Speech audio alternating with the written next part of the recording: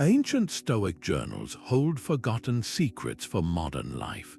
Marcus Aurelius wrote in his private meditations, "You have power over your mind, not outside events." Realize this, and you will find strength. Today we are unearthing 23 forgotten insights from these texts that can fundamentally reshape the way you see yourself. These principles cover self-awareness, emotional resilience, and personal virtue, offering profound practical value. You will discover how to build an unshakable inner citadel, transform obstacles into fuel, and find lasting peace in a chaotic world. What does your ideal self look like when no one is watching? Who is the silent witness to your thoughts and actions? This is the unseen judge within, the very first insight from the Stoic journals.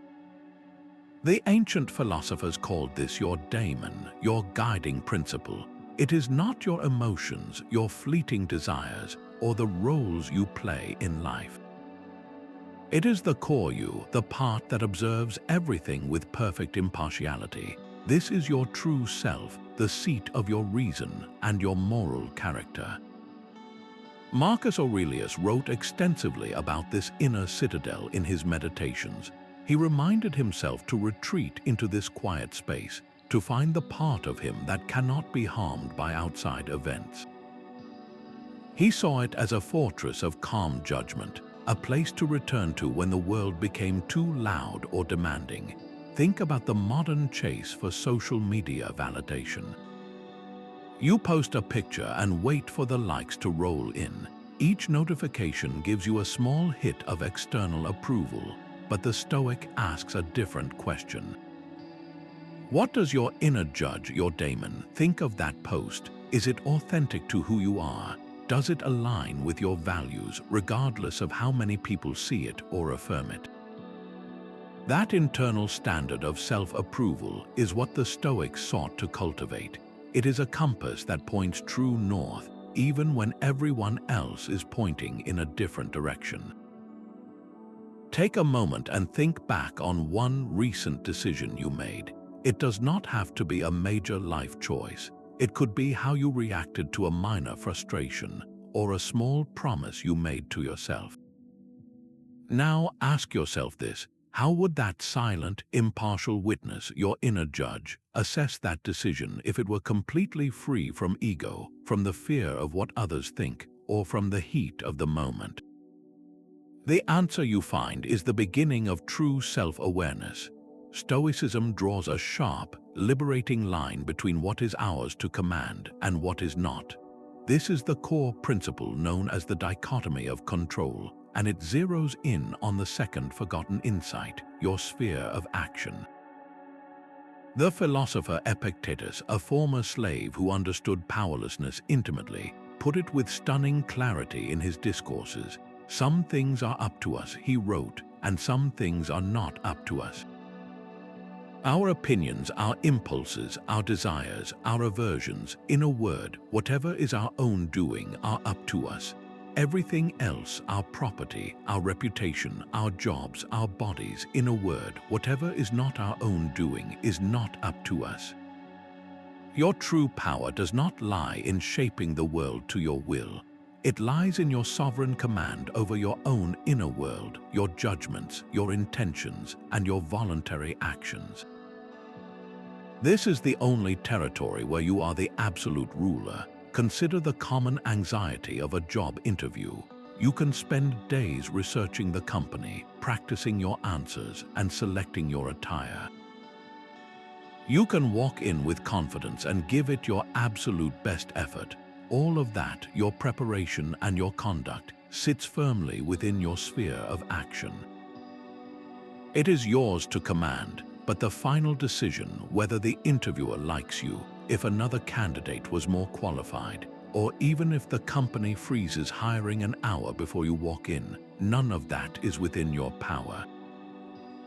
It exists outside your sphere. The modern trap is to exhaust ourselves trying to control the uncontrollable, to tie our peace of mind to an outcome we can never guarantee. The Stoic, however, finds freedom by focusing all their energy on their own performance, their own effort, and then releasing their grip on the result. The quality of your attempt is your success. The outcome is merely an event. So take a moment and bring to mind 3 things you are currently worrying about. It could be a difficult conversation you need to have, a project deadline, or a concern about your health. Now, on a piece of paper or just in your thoughts, draw a simple circle. Inside that circle, write down the parts of these situations that are truly up to you. Your effort, your honesty, your preparation, your courage. Outside the circle, list everything else, the other person's reaction, the final verdict, the test results. This simple act of sorting does more than clarify, it liberates. It returns your energy to the only place it can ever be effective, your own choices. And once you see that boundary clearly, a profound shift occurs. You stop fighting the current of life and start steering your own boat. An email arrives that instantly makes your blood boil. What happens next is a choice. That surge of anger is the first impression, the initial spark. Stoicism calls this a fantasia, a raw, unprocessed appearance in your mind.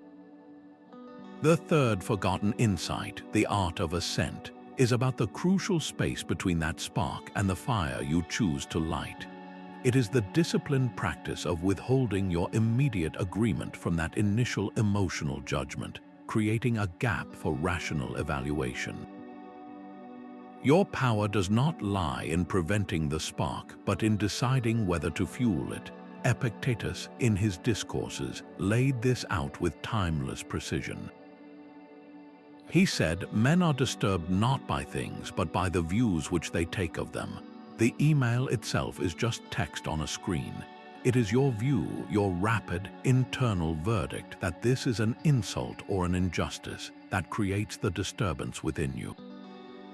This is the art of assent, the moment you reclaim your sovereignty over your own mind. Consider the example of receiving critical feedback at work. The first impression might scream, "They think I am incompetent."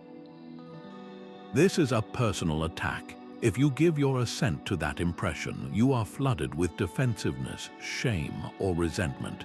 The conversation and your own peace is already lost. But if you practice the art of assent, you create a pause. You notice the thought, "They think I am incompetent," and you hold it at arm's length. You examine it. Is this the only possible interpretation?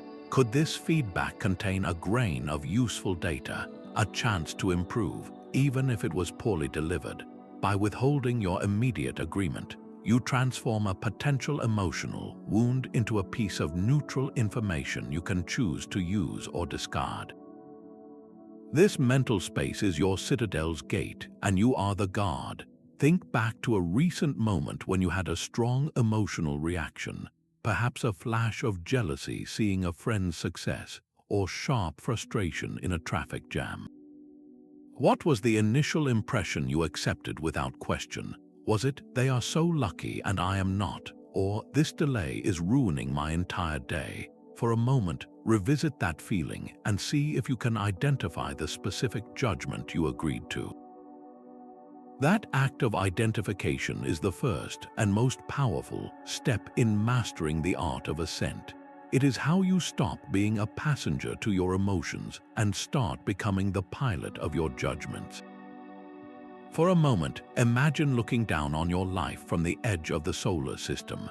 Your entire world, with all its bustling cities and sprawling landscapes, is reduced to a single, pale blue dot suspended in a sunbeam.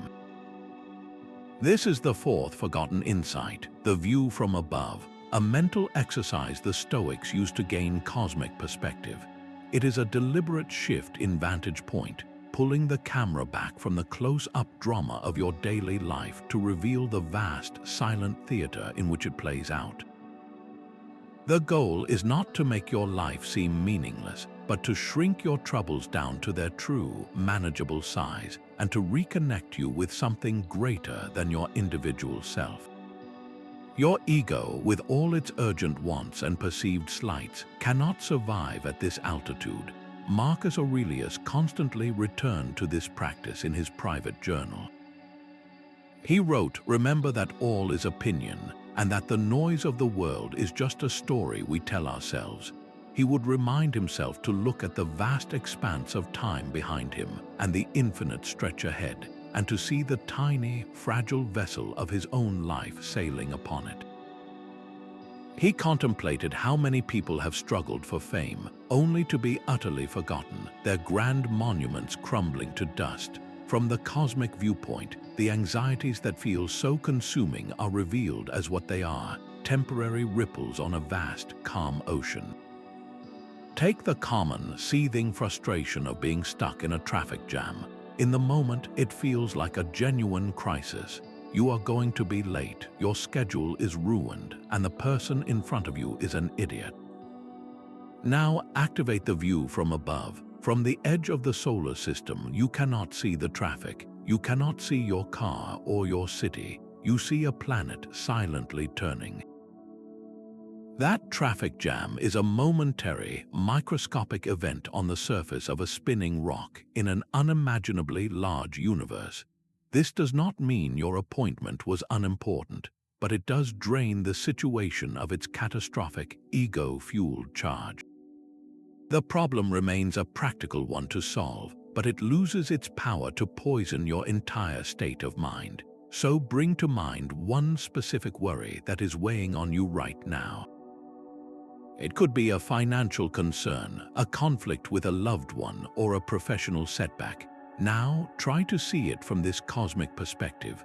Watch as the camera of your mind pulls back, up through the ceiling, over your neighborhood, beyond the clouds, until the whole earth is a marble. How does the size and intensity of that worry change when viewed against the backdrop of continents, oceans, and the silent, star-filled blackness? It does not disappear, but its gravitational pull on your soul weakens, granting you the space to breathe and choose your response with clarity, rather than react from a place of sheer panic. The Stoics propose that the ideal response to any circumstance, even hardship, is not endurance but love. This is the fifth forgotten insight, amor fati, a Latin phrase that translates to a love of one's fate. It is a radical, active embrace of reality, a conscious decision to welcome every single event, not with passive resignation, but with the open arms of someone receiving a necessary gift. The core of this practice is a deep trust that everything that occurs is an integral thread in the coherent fabric of the whole, and more importantly, a unique opportunity to practice virtue, to strengthen your character, and to grow.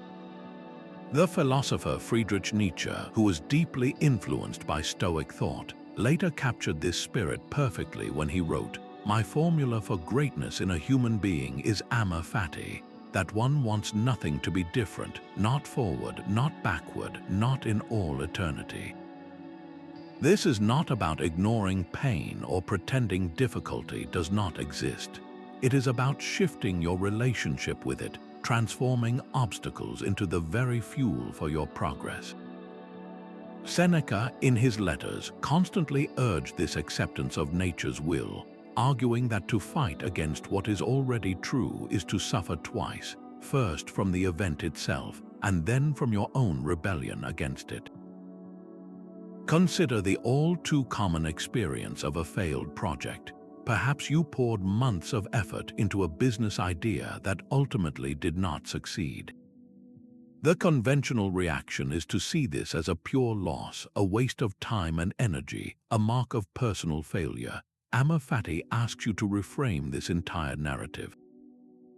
What if that failure was not a deviation from your path, but an essential part of it? What if it was the necessary lesson that built a resilience in you that success never could? That failed project might have taught you crucial details about your market that a shallow success would have obscured. It might have clarified your true direction by showing you, with brutal honesty, what does not work. It forced you to develop patience, to manage disappointment, and to persevere. When you learn to love that fate, the failure is no longer a scar on your story. It becomes the foundation of your future wisdom. Now bring to mind one recent setback in your own life, something that felt like a defeat or a disappointment. It could be a missed opportunity, a personal conflict, or a plan that fell apart. Instead of dwelling on the frustration, take a moment and challenge yourself to list 3 potential gifts or lessons hidden within that very event. Did it reveal a hidden strength you did not know you possessed? Did it correct your course towards something more authentic? Did it simply teach you the value of letting go? By searching for these hidden offerings, you are not just making peace with what happened, you are actively beginning to love it for the person it is forcing you to become. How much of your mental energy is spent craving things that ultimately cannot make you good or happy? This relentless pursuit of more, better, and different is the very target of the 6th forgotten insight, the discipline of desire. The Stoics identified a radical path to freedom, one that runs directly counter to our modern instincts. They trained themselves to desire only one thing, a virtuous character and rational action, and to view everything else with serene indifference.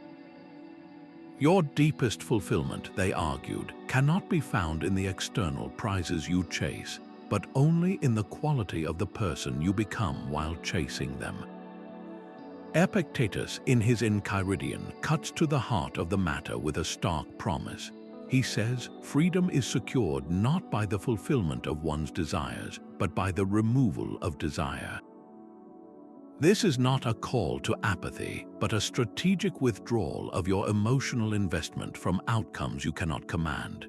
You are redirecting that precious energy inward, to the only domain where your efforts are guaranteed to bear fruit, your own choices and your own character. Consider the powerful, common desire for a promotion at work. The modern mind fixates on the outcome, the new title, the higher salary, the corner office. Your happiness becomes contingent on a decision made by other people in a room you are not in. You tie your sense of worth and peace to an external event. The Stoic approach is entirely different. They would pour every ounce of their desire into the process itself, into doing excellent, virtuous work. They would desire to be diligent, collaborative, creative, and resilient. The promotion itself is classified as a preferred indifferent, something that is nice to have but is not essential for a good life. If it comes, it is welcomed. If it does not, your core source of satisfaction, the knowledge that you acted with excellence, remains completely untouched and unharmed. Your happiness was never placed on the table for someone else to grant or deny. Take a moment and bring to mind one strong desire you are holding onto right now. It could be for a certain relationship, a material possession, or a specific life outcome. Now find a piece of paper or simply pause and analyze this desire with Stoic clarity. Ask yourself, is the fulfillment of this desire truly within my complete control? Or is it, like the promotion, a preferred indifferent, an outcome that depends on factors beyond my sovereign will? Write down your honest answer. This simple act of sorting your desires does more than just clarify your goals. It liberates your soul from the exhausting roller coaster of hope and fear, anchoring your well-being in the one thing no one can ever take from you, the integrity of your own character. Contrary to being pessimistic, the Stoics had a powerful tool for building resilience. They actively visualized worst-case scenarios. This is the 7th forgotten insight, Premeditation Malorum, the premeditation of evils. It is not an exercise in fear-mongering, but a form of mental vaccination. By deliberately exposing your mind to potential hardships in a controlled way, you build up antibodies against anxiety and panic, ensuring that when life strikes, you respond not with blind emotion, but with prepared virtue. The goal is to disarm the element of surprise, which is so often the true source of our suffering. Seneca, in his letters, championed this practice as a path to true fearlessness. He wrote, "He who has anticipated the coming of troubles takes away their power when they arrive." He would regularly rehearse the loss of his wealth, his status, and even his own health, not because he desired these things, but to prove to himself that his core self, his character, could remain intact and virtuous through it all. By mentally walking through the very scenarios he feared, he discovered they held no final power over his peace. Consider the common, gut-wrenching fear of public speaking. The typical approach is to hope for the best, to cross your fingers and pray for a receptive audience and a flawless delivery. Premeditatio malorum asks you to do the exact opposite. You sit down beforehand and you visualize the worst case. You see yourself stepping to the podium, your notes trembling in your hands, and you hear a wave of disinterested silence. You picture yourself stumbling over your words, or someone in the front row openly checking their phone. Now, here is the crucial Stoic turn. You do not stop at the catastrophe. You press onward and visualize your own ideal response. You see yourself pausing, taking a deliberate breath, and continuing with calm dignity. You see yourself acknowledging the difficulty with a touch of humor, or simply carrying on with unwavering focus on the value of your message, not the audience's reception. You have just rehearsed your virtue. The potential embarrassment has lost its fang because you have already faced it in your mind and decided who you will be when it happens. So bring to mind one future event that is causing you a low hum of anxiety. It could be a difficult conversation you need to have, a medical test, or an important meeting. Now close your eyes for a moment and courageously walk through the worst plausible outcome. Do not shy away from the details. Then ask yourself the most important question, not how can I prevent this, but if this happens, how can I respond with courage, with fairness, with patience? How can I ensure my character remains unbroken? By preparing this answer in advance, you are not inviting trouble. You are building an inner fortress so strong that no external event can ever truly besiege it. The most certain fact of your existence is its end. The Stoics saw this not as morbid, but as immensely practical. They called this practice memento mori, a deliberate remembrance of our mortality designed to sharpen life, not to darken it. This is the eighth forgotten insight, the shortness of life, a stark reality that, when held in mind, becomes a powerful catalyst for living with purpose and refusing to postpone virtue. It is the ultimate deadline that gives urgency and meaning to every single day. Seneca, in his piercing essay on the shortness of life, confronts this with breathtaking clarity. He writes, "It is not that we have a short time to live, but that we waste a lot of it. Life is long enough, and a sufficiently generous amount has been given to us for the highest achievements if it were all well invested." He argues that we squander our days on trivial pursuits, on pleasing others, on chasing empty ambitions, and then we have the audacity to blame fate for our lack of time. We act as if we are immortal, perpetually pushing off the most important work, the work on our own character and our deepest contributions, to a tomorrow we are never guaranteed. Consider the common, quiet habit of procrastination on a deeply personal goal. You tell yourself you will finally start that creative project next month when you have more free time. You will repair that strained relationship next year when you feel more courageous. You will begin living by your true values someday when the conditions are just right. Memento mori shatters this comfortable illusion. It asks the terrifying question, what if next month does not arrive? What if the opportunity for that conversation, that project, that act of courage expires with you today? This perspective does not induce panic, but a profound and clarifying focus. It forces you to separate the essential from the optional, to invest your most non-renewable resource, your time, where it truly matters. So I want you to pause and perform a simple but powerful thought experiment. Ask yourself, if you knew with certainty that your time was genuinely limited, what is the one thing you would start doing differently today? Not next week, not next year, but today.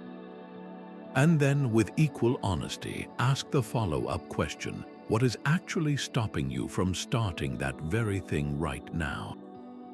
Is it a real, immovable barrier, or is it just a story you have been telling yourself? A story about endless tomorrows that the Stoics knew was the greatest lie we ever tell. You are not a solitary island, but a single thread in a vast, intricate tapestry called the universe. This is the ninth forgotten insight, the Stoic principle of sympatheia. It is the profound understanding that everything in existence, from the tallest mountain to the smallest thought in your mind, is woven together into a single, rational, living whole. Nothing occurs in isolation. Your every action sends a ripple through this cosmic web, and your well-being is intrinsically linked to the well-being of the whole. This perspective transforms your sense of self from an isolated individual into a vital part of a greater community, fostering a deep sense of duty, compassion, and belonging. Marcus Aurelius captured this perfectly in his Meditations when he wrote, "What is not good for the hive is not good for the bee. Your personal good cannot be separated from the common good." To act against the whole is to act against your own fundamental nature as a social, rational being connected to all other beings. This is why the Stoics saw irrationality and vice as a kind of self-mutilation, a tearing at the threads that bind you to the universe itself. Consider the modern challenge of environmental responsibility. It is easy to see your individual actions, like using a single plastic bottle or driving a short distance, as insignificant drops in a vast ocean. The logic of sympatheia reframes this entirely. That bottle is not an isolated event. It is a thread pulled from the larger tapestry. Its production consumed resources. Its disposal will impact a landfill or an ocean, and its existence is a small part of a global pattern of consumption. When you choose a reusable alternative, you are not just making a personal choice, you are actively reinforcing the health of the system of which you are an inseparable part. You are acting virtuously for the hive, which is by definition good for you, the bee. Your virtue becomes a contribution to the cosmic order. So bring to mind your own small corner of this vast tapestry, your immediate community, your family, your workplace, even the digital spaces you inhabit. What is one small, deliberate action you could take today that would benefit this wider circle? It does not need to be grand. It could be an act of patience with a stranger, a word of genuine encouragement to a colleague, or a choice to conserve a resource. In that conscious act, you are not just being a good person, you are honoring the fundamental truth of your existence, that you are a vital and connected part of a magnificent, living whole. According to the Stoics, the thing blocking your path is not an obstacle, it is the way forward. This 10th forgotten insight, often called the obstacle is the way, turns our conventional understanding of progress completely upside down. We are conditioned to see impediments as unfortunate detours, as problems to be removed so we can get back to our real journey. The Stoic sees the same impediment and recognizes it as the journey itself. It is the raw material, the necessary friction, that allows virtues like courage, resilience, and ingenuity to manifest in the real world. Without the resistance of the rock, the sculptor could not reveal the statue trapped within. Marcus Aurelius captured this alchemical process in his Meditations with a powerful analogy. He wrote, "The impediment to action advances action. What stands in the way becomes the way." He observed how a fire, when it encounters wood thrown onto it, does not die. It grows stronger, fed by the very object that seemed to oppose it. Your challenges are that fuel. They are not here to stop you. They are here to forge you into the person capable of reaching the destination. Consider the frustrating experience of a creative block. You sit down to write, to paint, to compose, and your mind feels like a barren field. The conventional reaction is despair, to see this emptiness as a failure, a sign that your talent has abandoned you. The obstacle is the way reframes this entire experience.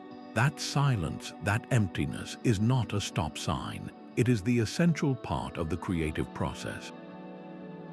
It is the necessary friction that forces you to dig deeper, to question your first, easy ideas, to struggle until you discover a more authentic and powerful voice. The block is the whetstone that will eventually sharpen your final concept to a fine edge. Without it, your work might remain superficial.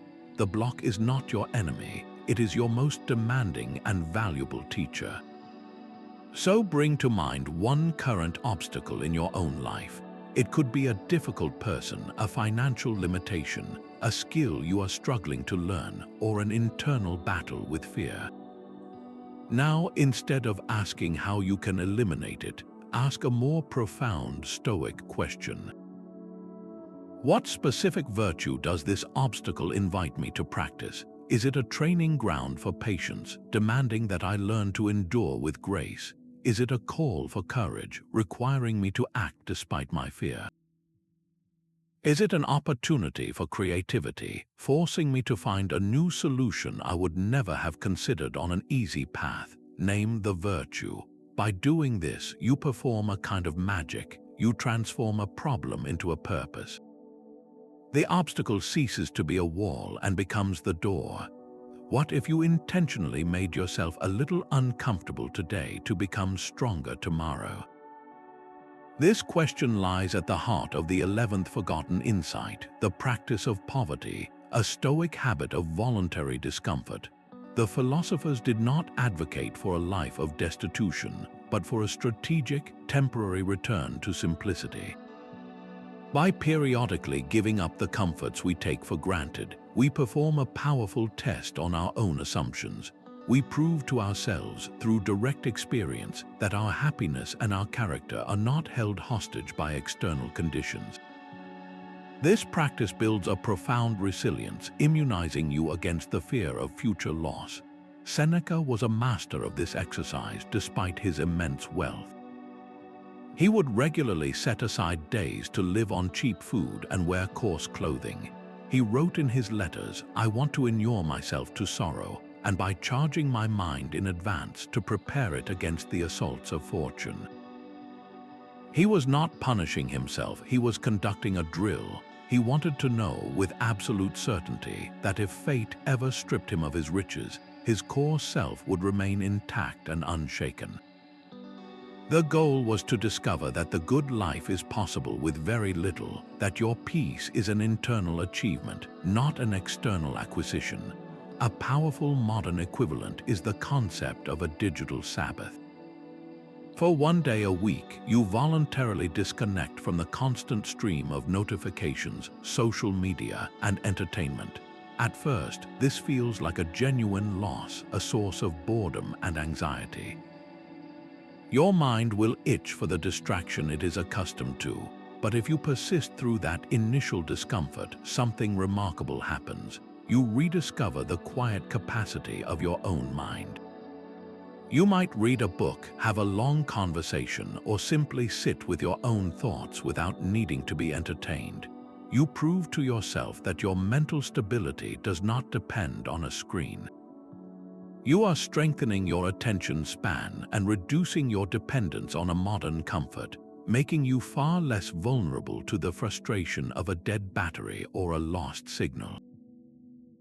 So here is a direct challenge for you. For the next 24 hours, choose one comfort you will voluntarily forego. It does not have to be dramatic. It could be taking a cold shower instead of a hot one, skipping your usual streaming service binge, or eating a simple meal of bread and soup. As you do this, pay close attention to your internal reactions. Notice the initial resistance, the little voice that complains. Then, observe the moment you realize you are perfectly fine, that your well-being survived the temporary lack. That moment of realization is not a small thing. It is the forging of a tiny, unbreakable link in the chain of your inner resilience. Life, said the Stoics, is like a play. Your job is not to write the script, but to perform your part with excellence. This is the 12th forgotten insight, the role you have been assigned. The universe or the divine director has cast you in a specific part, complete with a unique set of circumstances, relationships, and responsibilities. Your sole concern as a Stoic actor is not whether you like the role, but how well you embody it with virtue, dignity, and your absolute best effort. Your freedom lies not in choosing your part, but in how you choose to play it. Epictetus used this theatrical metaphor with stunning clarity in his discourses. He said, "Remember that you are an actor in a play, the character of which is determined by the playwright. If he wishes the play to be short, it is short. If long, it is long. Your duty is to act well the part that is given to you. The selection of that part belongs to another." You might be cast as a parent, a citizen, an employee, or a neighbor. Each of these roles comes with a set of duties, a script of expectations written not by you, but by the nature of the role itself. The parent's duty is to nurture and guide. The employee's duty is to be diligent and cooperative. The Stoic does not waste energy complaining that they were cast as a supporting character instead of the lead. They pour all of their energy into delivering a performance so authentic and virtuous that it elevates the entire production. Consider the all-too-common experience of a frustrating job. The modern reflex is to focus on the grievances, the difficult boss, the tedious tasks, the perceived lack of appreciation. You constantly wish you had a different role in a different company, a better script. The Stoic approach is a complete pivot. It asks you to shift your focus entirely from the conditions of the role to the quality of your performance within it. Are you performing your duties with integrity, even the mundane ones? Are you bringing a spirit of cooperation and excellence to your interactions, regardless of how others act? Are you using this very stage, with all its frustrations, to practice the virtues of patience, perseverance, and professional excellence? By doing so, you reclaim your power. Your satisfaction is no longer tied to the external rewards of the job, but to the private knowledge that you are acting your part well. So take a moment and bring to mind the key roles you are currently playing in your own life's production. You are a son or a daughter, a friend, a professional, a community member. Choose just one of these roles, perhaps the one you find most challenging or the one you have been neglecting. Now, with gentle honesty, ask yourself this: how virtuously am I performing in this role? Am I bringing my best character to this part, or am I merely going through the motions, waiting for the script to change? Your answer is not a final judgment, but a cue, a director's note for how you can step back onto your personal stage and deliver a performance worthy of your highest self. Before sleep, the Stoics engaged in a quiet conversation with their most demanding critic, themselves. This is the 13th forgotten insight, the evening review, a systematic practice of daily self-examination. It was not a session for self-punishment or regret, but a disciplined audit of the day's events, a method for turning experience into wisdom. The goal was to identify where you strayed from reason so you could consciously correct your course tomorrow. Seneca provides the clearest window into this ritual in his essay on anger, where he describes his own nightly routine. He would ask himself 3 piercing questions as the day ended. What wrong did you do today? What virtue did you exercise? And what progress did you make? He searched for his mistakes not to wallow in them, but to disarm them, to ensure they would not be repeated. He believed that sleep itself was sweeter after this reckoning. knowing his mind was a little clearer and his character a little stronger. Imagine a difficult conversation you had today, one where you felt your temper flare or your patience wear thin. The modern instinct is to either replay the argument with resentment or to try and forget it entirely. The Stoic Evening Review offers a third path, one of constructive analysis. You do not dwell on the other person's faults. Instead, you turn the spotlight inward. You ask, where did my own judgment fail? Did I assent too quickly to the impression that this was a personal attack? Did I allow my ego to override my reason? Perhaps you realize you interrupted when you should have listened, or you spoke from defensiveness instead of curiosity. The purpose is not to blame yourself, but to extract a single, actionable lesson. The next time a similar situation arises, you are no longer running on autopilot. You have a pre-rehearsed, more virtuous response ready, born from your own honest reflection. Tonight, before you drift off to sleep, I invite you to try this for just 5 minutes. Find a quiet moment and bring to mind one specific interaction from your day, particularly one where your reaction felt clouded by emotion. Ask yourself Seneca's questions with gentle honesty. What did I do wrong in that moment? What did I do right, even if it was just a small act of restraint? And most importantly, what is one thing I could do better tomorrow if faced with a similar challenge? This is not about creating a list of failures. It is about honoring your own growth, about turning every single day, no matter how difficult, into a stepping stone on your path to self-mastery. If your sense of self relies on the applause of the crowd, you have handed them the remote control to your happiness. This is the 14th forgotten insight, the profound indifference to praise and blame. The Stoics saw both adulation and criticism for what they truly are, external events that carry no inherent weight on your moral worth. Your value is not determined by the fleeting opinions of others, but by the unwavering quality of your own character and the virtue of your actions. To chase praise is to make yourself a slave to every compliment, and to fear blame is to live in terror of every disapproving glance. Your inner citadel remains secure only when you lock the gates against these fickle winds. Marcus Aurelius offered a powerful mental image for this in his Meditations. He reminded himself that the praise of others is merely a beating of the air, a vibration that passes and is gone. He wrote, "Everything you hear is an opinion, not a fact. Everything you see is a perspective, not the truth. The roar of the crowd, whether in your favor or against you, is just noise. It cannot make you a better person, and it cannot truly harm the person you already are, unless you grant it that power through your own assent. Consider the artist standing before a finished canvas. One approach is to create with an eye fixed firmly on the critic's review, tailoring the work to current trends in a desperate bid for acclaim. The artist's entire emotional state then hinges on the newspaper column published the next morning. The Stoic artist follows a different path entirely. They pour their soul into the work for the sake of the art itself, for the virtue of expressing a truth with skill and integrity. The act of creation, done with excellence and honesty, is the complete success.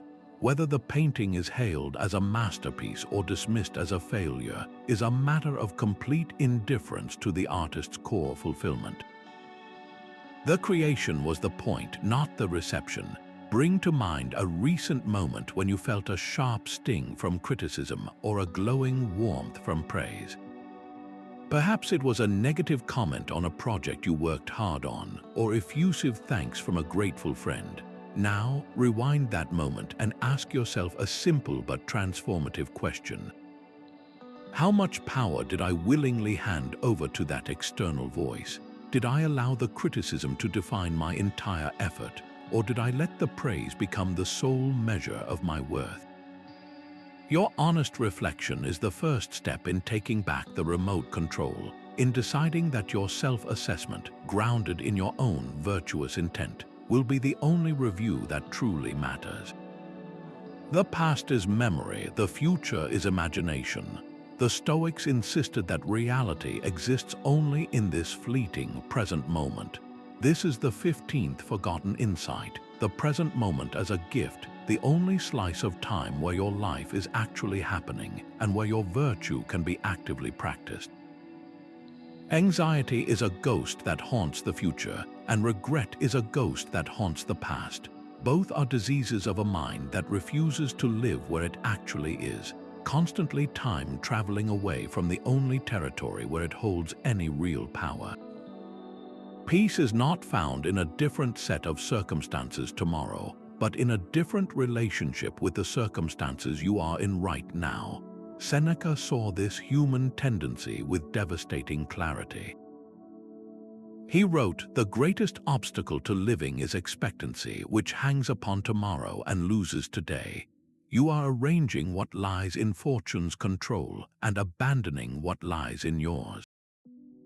You are always planning for life, but never living it, perpetually postponing your happiness until some future condition is met. But that condition will never arrive because the future, by its very nature, is always just out of reach. Your life is available only in the currency of the present. A powerful and accessible way to practice this is through the simple, often overlooked act of mindfulness in a daily chore. Consider washing a pile of dishes. The automatic mind is anywhere but at the sink. It is replaying an argument from yesterday or worrying about a deadline next week. Your body is present, but your mind is lost in time, and with it, your peace. The Stoic practice is to bring your entire attention into that single, simple task. Feel the warmth of the water on your hands. Notice the texture of the soap bubbles and the sound of the plate being cleaned. Do not judge the experience as boring or mundane. Simply be fully there, performing the action with your complete attention. In that focused state, you are not anxious about the future or burdened by the past. You are simply living fully and completely in the only moment that truly exists. You are exercising the virtue of presence, so let us put this into practice right now. I invite you to pause this video for just 1 minute. Set everything aside. For these next 60 seconds, do nothing but pay full attention to your breath as it flows in and out of your body. Notice the sensations in your immediate surroundings, the sounds, the temperature, the feeling of your body in your chair. Do not try to change anything. Just be here fully as a gentle observer of the present moment you have been given. When you face a difficult choice, who is the person you imagine watching you, whose judgment you respect? This question points to the 16th forgotten insight, the sage as a mirror. The Stoics practiced visualizing an idealized figure, a person of perfect wisdom and virtue, and using their imagined perspective as a clear, unwavering standard against which to measure their own thoughts and actions. This was not about seeking external validation, but about creating an internal compass calibrated to the highest possible ideal of rational conduct. Epictetus gave his students direct instructions on this very practice. He told them to have the figures of a worthy person, like Socrates or Cato, constantly at hand, to live as if that person were watching you, and to order all your actions as if they were being witnessed by such a judge. By holding up this mental mirror, you are not comparing yourself to an impossible standard to feel inadequate. You are giving yourself a consistent, reliable guide for what your best self would look like in any given moment, cutting through the noise of your own ego and fleeting desires.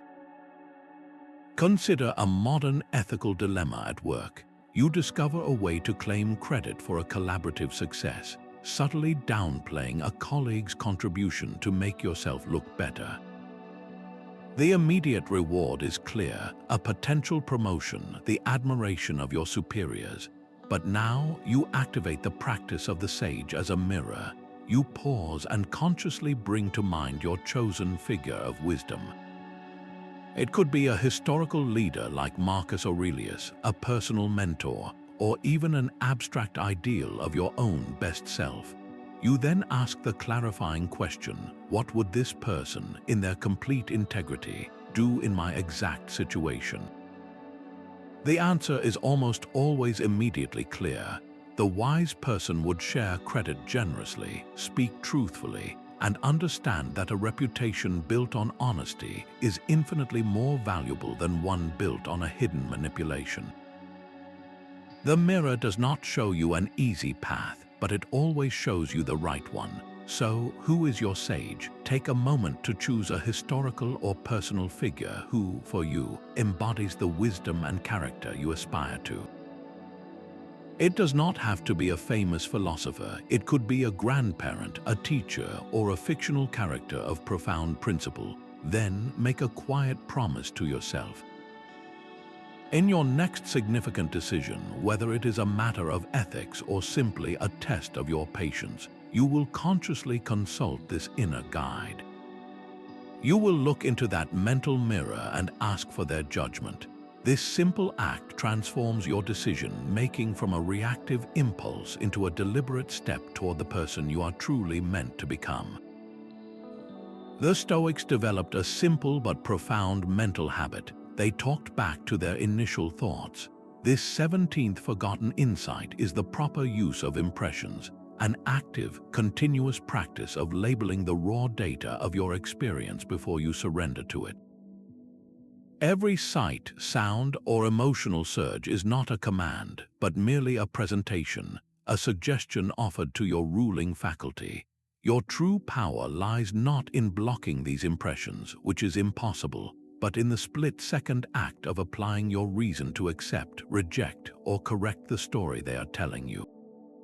Epictetus, in his Enchiridion, gave us the foundational rule: men are disturbed not by things, but by the views which they take of them. The thing itself is neutral until you assign it a value, until you give it your inner approval. Think of your mind as a courtroom. Every impression that enters is like a passionate, biased lawyer making a dramatic opening statement. Your job is not to believe the lawyer, but to act as the impartial judge, demanding evidence and considering a more rational interpretation before you render a verdict. Take the classic surge of anger when a driver cuts you off. The initial, unchallenged impression screams, "That person is a reckless idiot who disrespected me." This is an emergency that justifies my rage. If you grant assent to that impression, your body floods with adrenaline, your face flushes, and you might honk or yell, letting the other driver dictate your emotional state for the next 10 minutes. The Stoic practice intervenes at the moment the impression arrives. You mentally note, "I am having the impression that I have been wronged." You label it for what it is, just a presentation, not a fact. This tiny act of labeling creates a critical space, a buffer of consciousness. From within that space, you can then offer a more rational correction. An alternative interpretation is that the driver simply made a mistake, is distracted, or is in a genuine hurry. This is not about excusing poor behavior, but about protecting your own peace from a narrative that may be entirely false.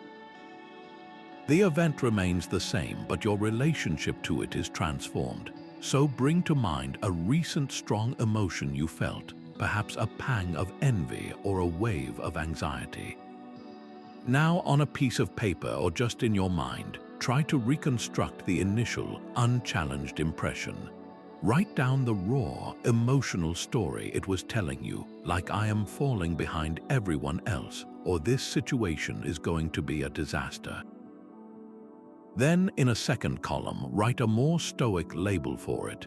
"This is just the impression of inadequacy, not a statement of fact," or "This is my mind presenting a future catastrophe that has not happened." This exercise is not about suppressing feelings, but about reclaiming your sovereignty over the stories you choose to believe, and in doing so, changing your entire experience of the world from the inside out. For the Stoics, being a good person was not a collection of separate skills, but a single, seamless state of character. This 18th forgotten insight, the unity of virtue, proposes that courage, justice, temperance, and wisdom are not isolated traits you collect like badges. They are four inseparable facets of a single, perfectly cut diamond. To possess one is to possess them all in potential, and to lack one is to reveal a flaw in the entire structure. You cannot have true courage without the wisdom to know what is worth defending, the justice to guide your actions toward a fair outcome, and the temperance to prevent your bravery from curdling into reckless fury. The Roman teacher Musonius Rufus argued this point with forceful clarity, stating that it is not possible for someone to be prudent or to be a good manager of a household without also being at the same time temperate and courageous and just. For him, a virtuous act was a complete expression of a unified character, not a compartmentalized choice. Consider the complex moral act of whistleblowing. An employee discovers a serious wrongdoing in their organization, something that harms the public or exploits the vulnerable. Speaking up is an obvious act of courage, facing potential retaliation, job loss, and social ostracism.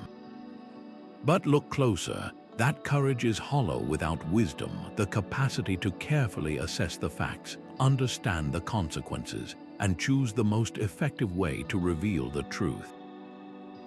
It is pointless without justice, the burning desire to correct a wrong and protect the innocent. And it would quickly become self-defeating without temperance, the self-control to act based on principle and evidence rather than on raw, reckless anger that could undermine the entire effort. The act only holds its moral power because all four virtues are working in concert. Now, bring to mind a recent good deed you performed, something you felt was the right thing to do. It might have been standing up for someone, offering help, or telling a difficult truth.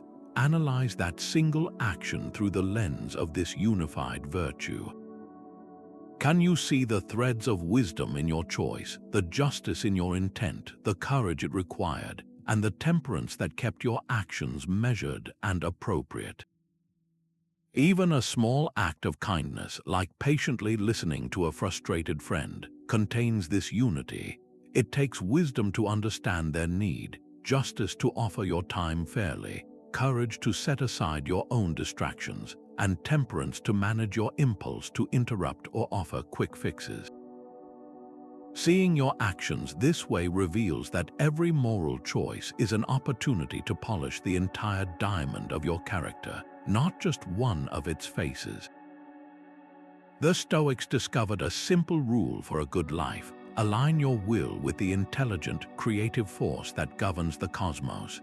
This is the 19th forgotten insight, living according to nature. At its heart, this principle is a call to dual alignment, to live in harmony with both the rational universe and your own essential nature as a rational and social being. Your highest faculty is your capacity for reason, and your fundamental purpose is to contribute to the common good.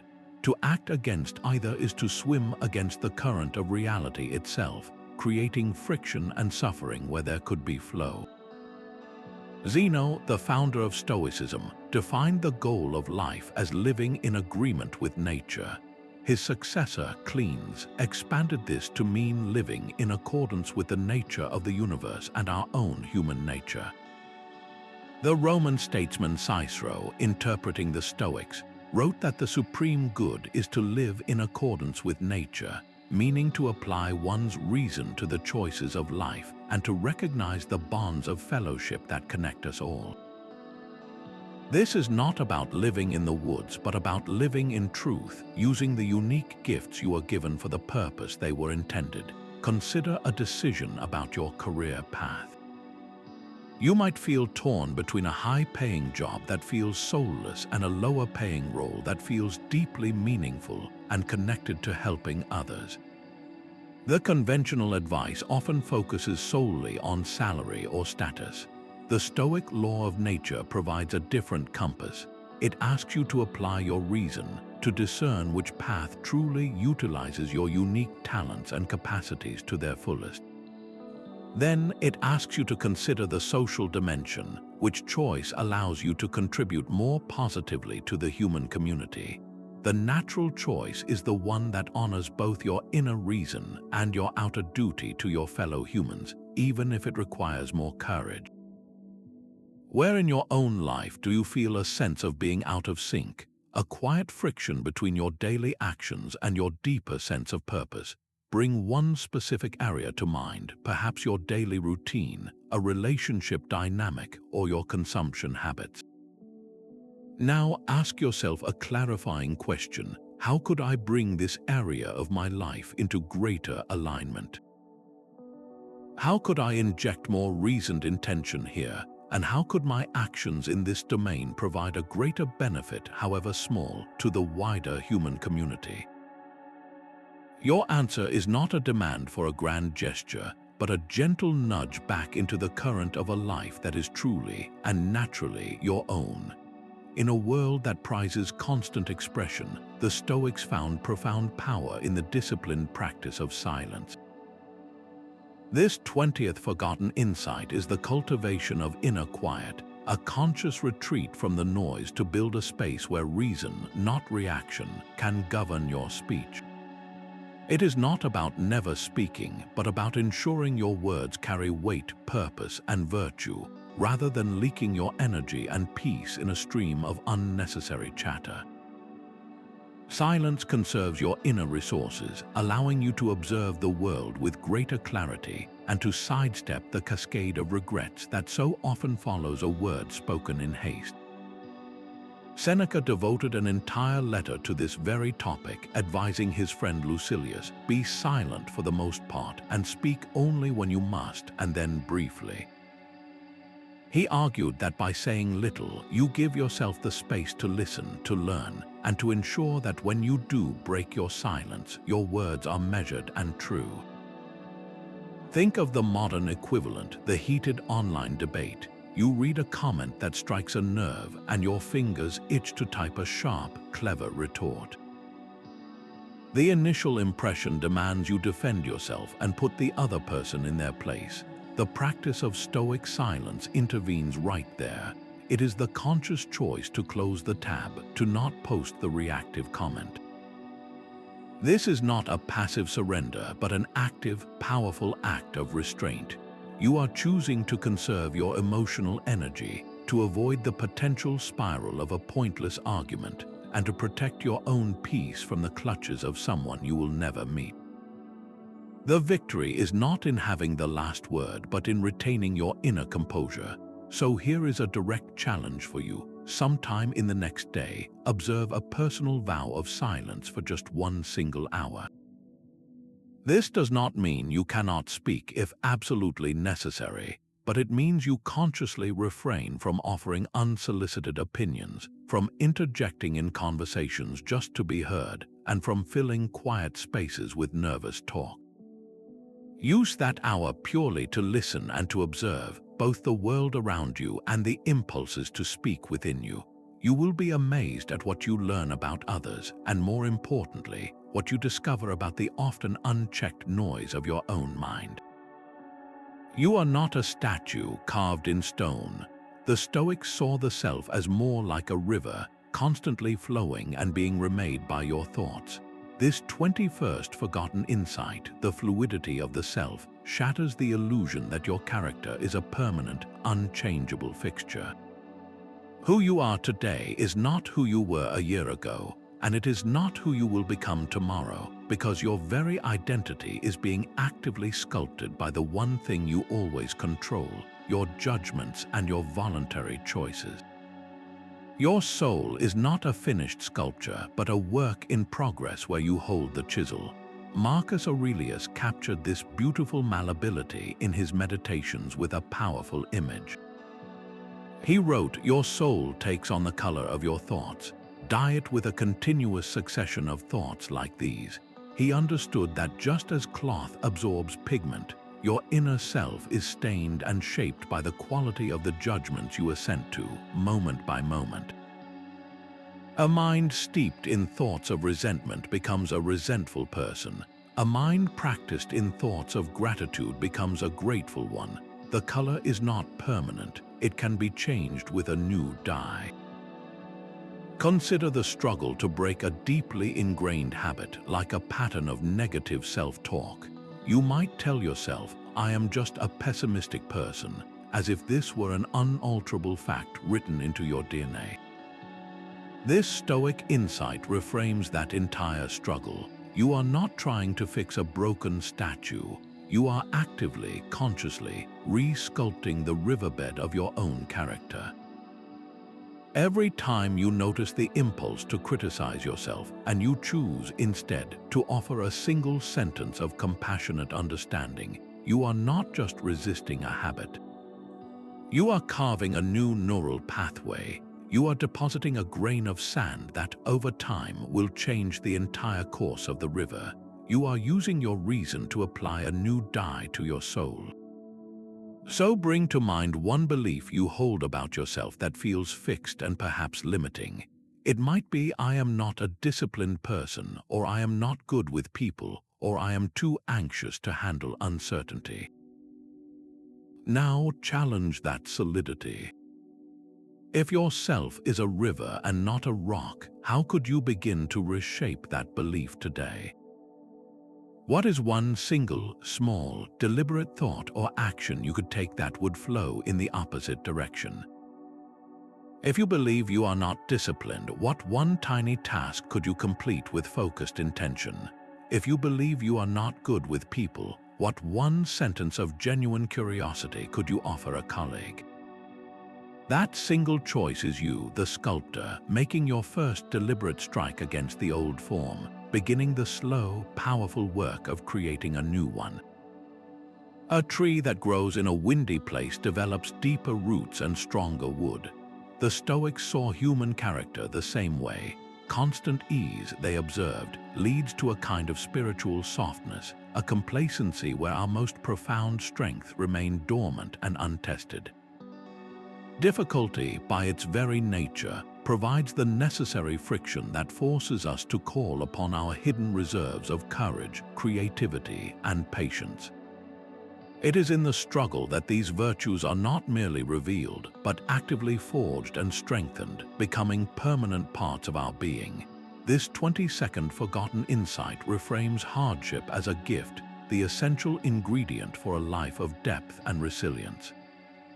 Seneca, in his profound essay on Providence, put this idea in the most empowering terms. He argued that a great man is not forged in comfort, but is tested by difficulty, just as a skilled trainer builds a champion athlete through grueling exercises. He wrote, "Why is it that God afflicts the best men with ill health, or sorrow, or other troubles? For the same reason that in the army the most hazardous duties are assigned to the bravest soldiers." The universe, in this Stoic view, is not a cruel adversary but a wise and demanding coach. It sends challenges not to break you, but to build you, trusting that you have the capacity to meet them and emerge stronger. Consider the personal sting of a professional failure, a project that collapsed despite your best efforts. In the moment, it feels like a pure loss, a hole in your resume and your confidence. But what if you reframed that very failure as a gift? That collapse likely stripped away illusions you held about your own invincibility or the ease of your path. It provided you with the raw, unvarnished data of what does not work, a far more valuable lesson than a shallow, unearned success. The frustration you felt became the fuel for a more determined and creative approach next time. The failure was not the end of your story. It was the necessary friction that gave you traction for a more authentic and resilient comeback. So here is a challenge for you.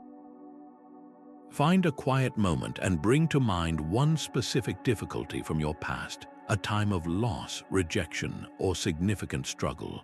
Now, take out a piece of paper or open a new note on your phone and write a short thank you note to that very hardship. Do not thank it for the pain, but for the strength it forced you to discover. Acknowledge at least one concrete way it ultimately made you wiser, more patient, or more courageous. Thank it for the deeper roots it gave you, roots that now allow you to stand firm in winds that would have once knocked you down. This simple act of gratitude is not about denying the difficulty, but about completing its work, transforming a memory of pain into a permanent source of your power. All these insights share one common origin: the simple, powerful act of writing down one's thoughts in a private journal. This final forgotten insight reveals the journal itself as the master tool, the quiet engine room where every other Stoic practice is tested, refined, and made permanent. Think of it as a gymnasium for your mind, a dedicated space where you wrestle with first impressions before they become full-blown reactions, where you conduct your evening review to extract wisdom from the day's events, and where you converse with the sage, holding your own thoughts up to the light of a higher standard. It is here, in the deliberate act of writing, that abstract philosophy becomes lived experience, where you actively sculpt the fluid self and build your inner citadel line by line. The most profound testament to this practice's power is the very existence of the meditations of Marcus Aurelius. Those pages were never intended for publication. They were the private spiritual exercises of the most powerful man in the world, his personal manual for ruling his own soul before ruling an empire. His journal was the tool that contained and reinforced all 22 insights we have explored. You do not need to be an emperor to start this practice. You only need a blank page and a moment of honesty. Begin your journal today not as a diary listing what you had for lunch, but as a record of your philosophical practice. After a difficult conversation, write down the initial impression you had and how you chose to reassess it. At the end of the day, note one instance where you practiced a virtue and one where you could improve tomorrow. The format is irrelevant, the consistency is everything. So I leave you with this direct and personal challenge, a question that only you can answer. What is the first sentence you will write in your own Stoic journal tonight? Each of these 23 forgotten insights points toward a single, transformative truth: that your peace and your power are not prizes to be found in the outside world, but are states of mind to be built from within. They all guide you back to the unshakable inner citadel, a fortress of character constructed not from stone, but from the disciplined practice of your own reason. This is the radical shift from seeking external validation and control to finding an internal source of strength. It is the wisdom of the dichotomy of control, drawing a clear line between your efforts and the outcome. It is the fierce love of amor fati, embracing every event as fuel for your growth. It is the profound focus on the present moment, the only territory where your life is actually lived. The philosopher Epictetus, who began his life in chains, offered the ultimate summary of this entire journey. He said, "People are not disturbed by things, but by the principles and notions which they form concerning things." And just a few lines later, he delivers the liberating corollary: when we are hindered or disturbed or grieved, let us never attribute it to others, but to ourselves, that is, to our own principles. You are the sole source of your disturbance, and by the same logic, you are the sole source of your peace. But hearing these truths is only the very first step, like someone handing you a map to a treasure you still have to dig up yourself.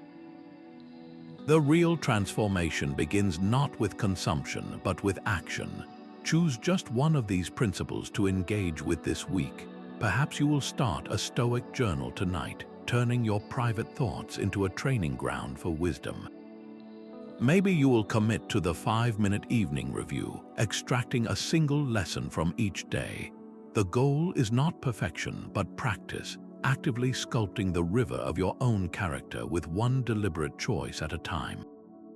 We would be honored to hear about your first step. In the comments below, share which one of these forgotten insights resonated most deeply with you and why. Your reflection could be the spark that ignites someone else's journey. And if you are ready for more guides to practical wisdom, subscribe to continue this exploration together.